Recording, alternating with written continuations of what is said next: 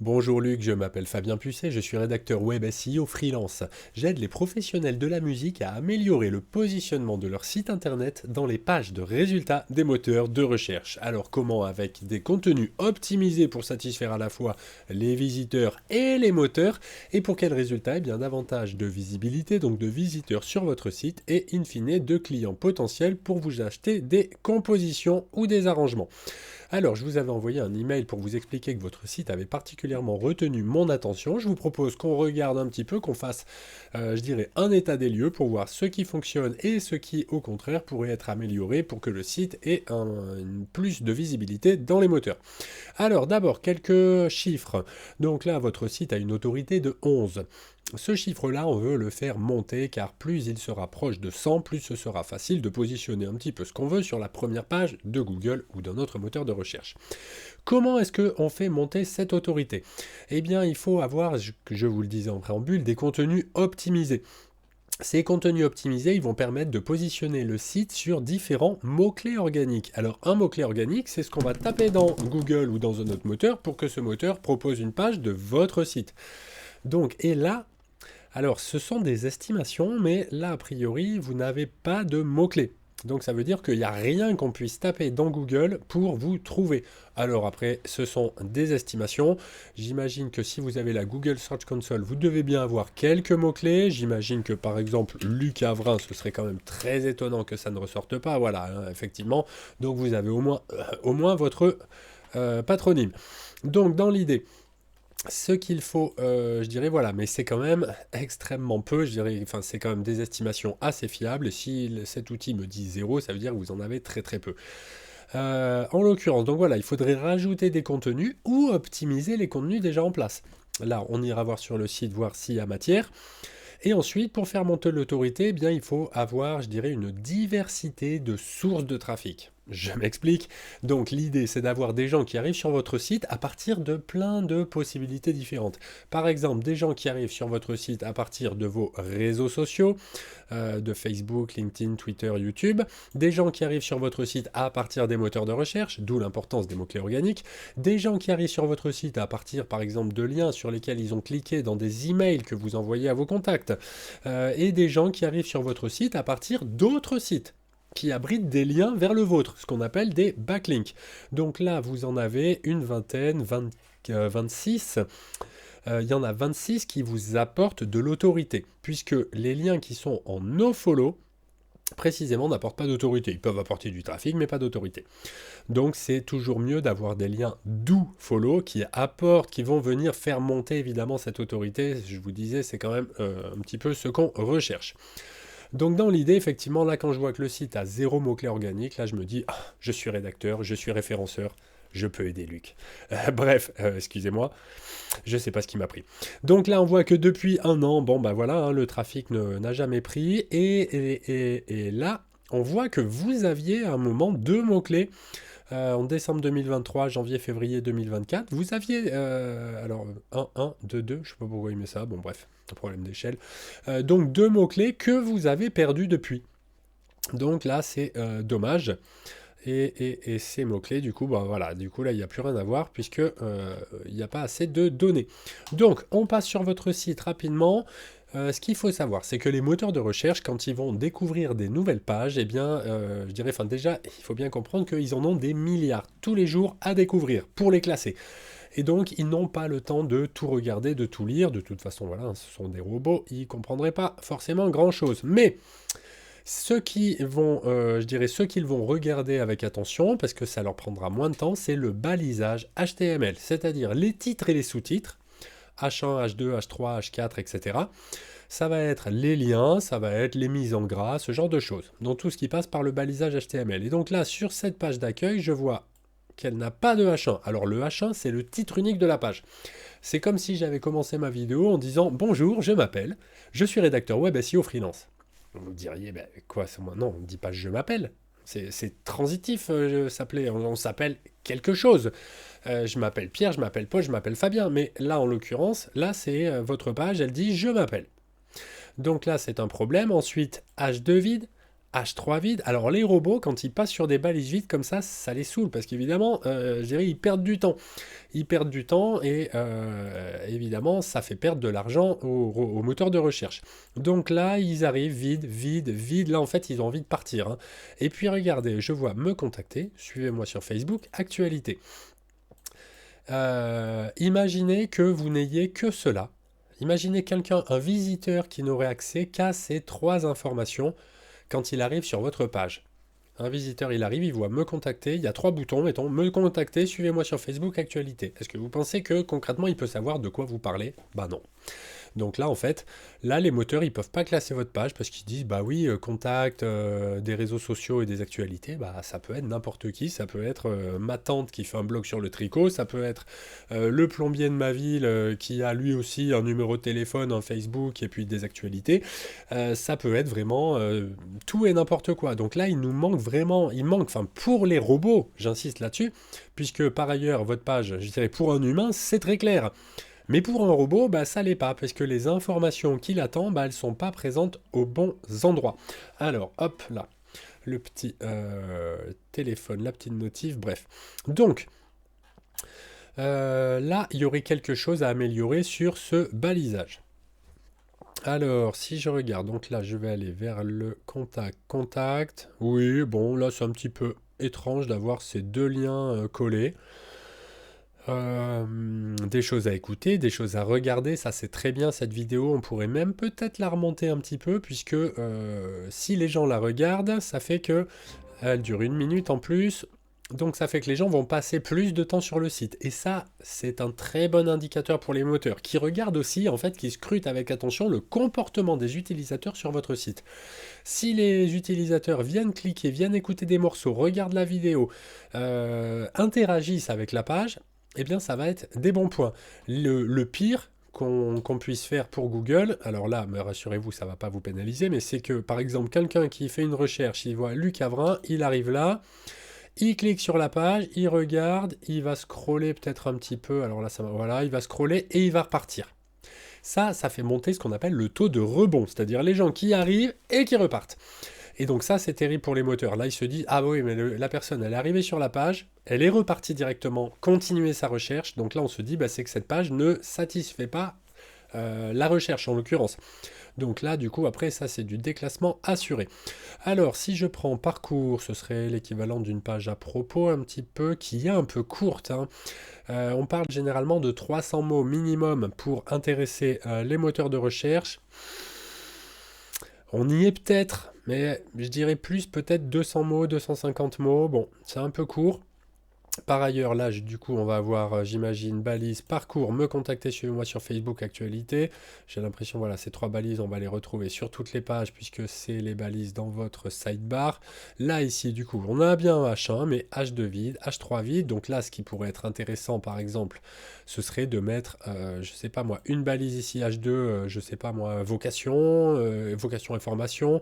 Ensuite, une balise H2 ici, distinction, et puis aujourd'hui, peut-être une dernière balise en disant service. Service actuel, enfin bon, je sais pas, mais rajouter là ici quelques balises en début de paragraphe, ça permettrait au robot aussi de mieux comprendre, parce que là, avec juste comme je vous disais, bah, tout le monde a un parcours, hein. Donc parcours me contacter Facebook actualité, bah, comme balise, c'est pas suffisant. Les moteurs s'y perdent. Alors là, ça va être les pages très intéressantes puisque c'est là où vous allez pouvoir vendre vos services.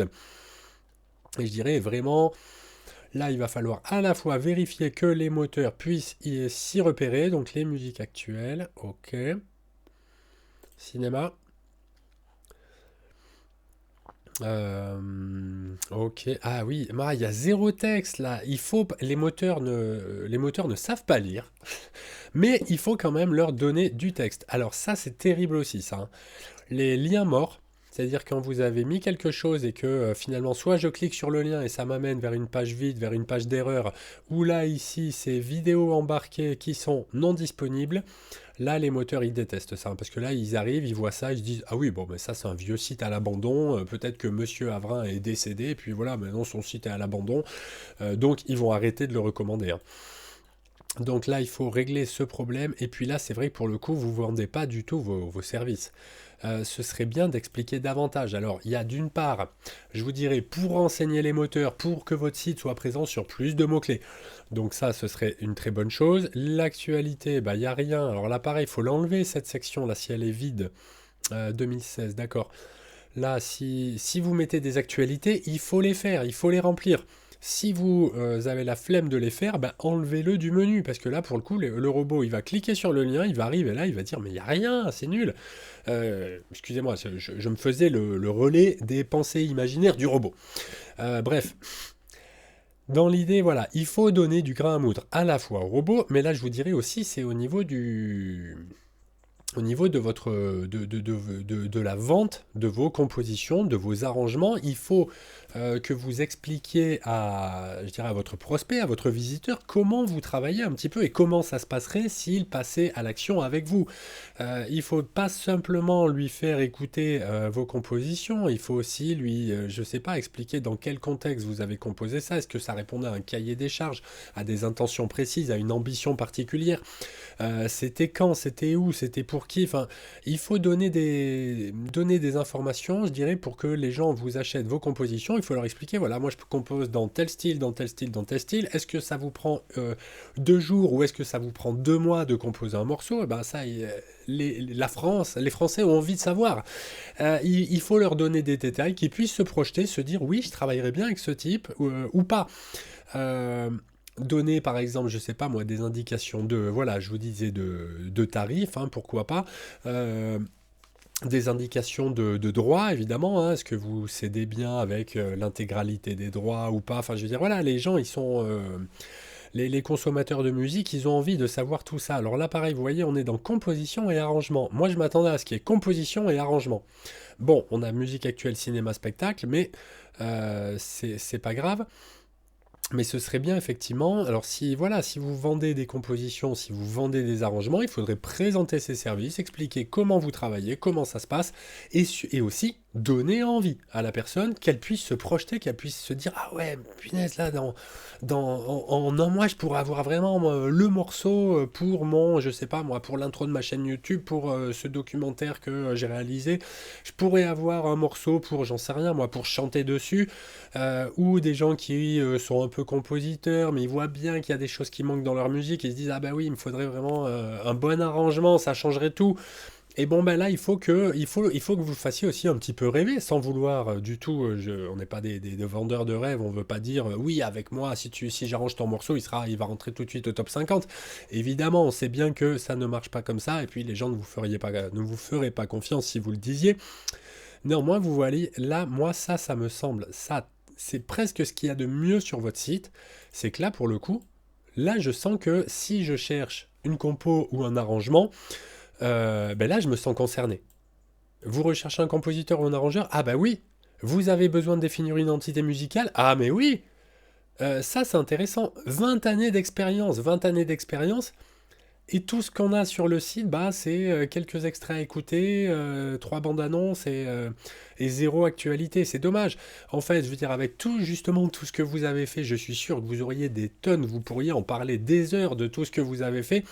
Évidemment, on va pas faire 100 pages pour raconter 20 ans d'expérience, ça n'aurait pas de sens, mais ce serait bien quand même d'essayer de trouver des choses, des anecdotes, des éléments pertinents à faire connaître à justement vos lecteurs, à vos visiteurs, pour qu'ils se projettent dans une collaboration avec vous et qu'ils aient envie de passer à l'action et que du coup ils prennent leur téléphone et qu'ils disent allô monsieur Avrin, vraiment ouais j'adore, je voudrais comment, est-ce que vous êtes libre là?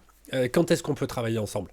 Ce genre-là, voilà, votre expertise, vous l'évoquez, mais vous ne la démontrez pas, et c'est ce qu'il faudrait faire quand même un petit peu sur le site. Bref, écoutez, oh là là, je suis désolé, cette vidéo est beaucoup trop longue, je voulais pas faire autant. Je vous remercie vraiment de l'avoir regardé en entier. J'espère vous avoir fait un petit peu, vous avoir sensibilisé face aux opportunités que peut vous apporter le référencement naturel.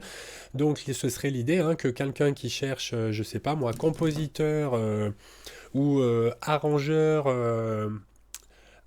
je sais pas moi, plus style, il faudrait faire une étude de mots-clés, voir ce que les gens recherchent. On peut savoir ce que les gens recherchent, hein. Il y a différents outils, je vous montrais tout à l'heure, Ubersuggest le permet de le faire, mais là j'ai un outil, alors si je tape arrangeur musical, Non, pas Yamaha, arrangeur musical, voyons voir.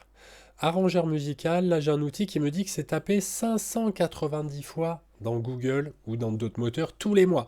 Tous les mois, il y a 600 personnes qui cherchent un arrangeur musical. Alors, peut-être que parmi ces gens-là, il y en a qui cherchent, qui se disent, ils ont entendu le mot, et puis, bon, bah, dans le dictionnaire, ça n'y est pas, et donc ils se disent, tiens, c'est quoi un arrangeur musical? Bon, il y en a quelques-uns qui veulent peut-être la définition. Il y en a quelques-uns peut-être qui se demandent comment faire pour devenir arrangeur musical, qui vont plus chercher de la formation. Ici, on est sur du Wikipédia. Alors là, il y a un studio, studio parisien, je crois, Paris, Lyon, Montpellier, d'accord, bah oui, dans 3 villes. On a des vidéos, on a bon le Parisien qui fait une fiche métier, la Edayat c'est un studio qui se positionne là-dessus parce que c'est un studio qui ont évidemment, je dirais, notre compositeur et arrangeur capable à partir d'une simple mélodie, d'une simple harmonie ou même à partir de rien du tout, il crée toute une orchestration. Donc là, Gary Cellier, arrangeur musical. Après, bon, ben, on est sur Audio Fanzine. Là, je pense qu'il y a de la place sur cette page de résultats. Il y a de la place, hein. Il y a de la place, puisqu'en fait, à part les 3 vidéos et les autres questions, ben, on voit qu'il y a un contenu sponsorisé, le French Guy Music. Sinon, on est sur Wikipédia. Quand c'est le premier résultat, c'est Wikipédia, en principe, c'est Google, c'est pas trop quoi afficher. Euh, Néanmoins, on voit bien studio, mais vous voyez, regardez, ils ont mis arrangeur, compositeur, parolier. Ils n'ont pas fait une page, si, ils ont fait une page ici, juste sur arrangeur musical. C'est quoi? C'est quoi un arrangeur musical? Donc là, on est sur une requête plus informationnelle, type article de blog. Là, on va sur la fiche métier, le rôle de l'arrangeur musical. On voit encore ici que c'est dans le blog. Où trouver un compositeur-arrangeur? Et ici, on a compositeur-arrangeur musical, mais donc vous pourriez, je dirais, être à sa place. Ou même plus haut dans la page si c'était bien optimisé. On voit quand même qu'il y a 0,23 de concurrence. Donc là, ça va jusqu'à 1. Hein, donc ça, en gros, c'est 23% de concurrence. Donc c'est quand même pas non plus une page ultra simple à se positionner. Mais il y aurait des choses à faire. Si on va chercher aussi voilà, du côté de compositeurs, et je suis sûr qu'il y a de la place aussi. Donc bon, il pourrait y avoir, je dirais, moyen d'attirer des clients hein, naturellement vers vous qui font des recherches dans Google, qui vont taper compositeur, arrangeur. Ça pourrait être intéressant aussi peut-être de donner de rajouter des styles à mettre en avant, même si vous pouvez composer, arranger dans tous les styles, ben, je suis sûr qu'il y aurait peut-être alors là, ce serait peut-être aussi en regardant simplement les volumes de recherche mensuels, de se dire quel est le style qui est le plus recherché en arrangement, en composition, et puis d'aller chercher comme ça des opportunités pour que des gens vous découvrent, alors qu'ils vous cherchez pas, mais ils cherchaient un compositeur ou un arrangeur, Google leur propose votre site dans le top 3, ils cliquent dessus, ils arrivent, et puis si votre site est suffisamment, je dirais, engageant derrière, il passe à l'action. Là, je vous dirais que en l'état, ça me semblerait pas forcément la peine de faire, par exemple, de la publicité dessus, puisque je trouve ça un peu vide, là, ce site. Je trouve pas assez persuasif, vous donnez pas assez envie aux gens de faire appel à vos services. Mais en tout cas, mais il suffirait de quelques pages bien rédigées pour que, je dirais, pour changer la donne. Enfin bref, écoutez, voilà, du coup, je me suis excusé il y a 4 minutes d'avoir fait trop long, et puis voilà, 5 minutes plus tard, je suis encore en train de papoter, je m'en excuse. Que vous souhaitiez ou non faire appel à mes services, je suis à votre entière disposition pour échanger sur les bonnes pratiques de référencement naturel et de rédaction web, et il ne me reste plus, Luc, qu'à vous souhaiter une excellente journée. Au revoir.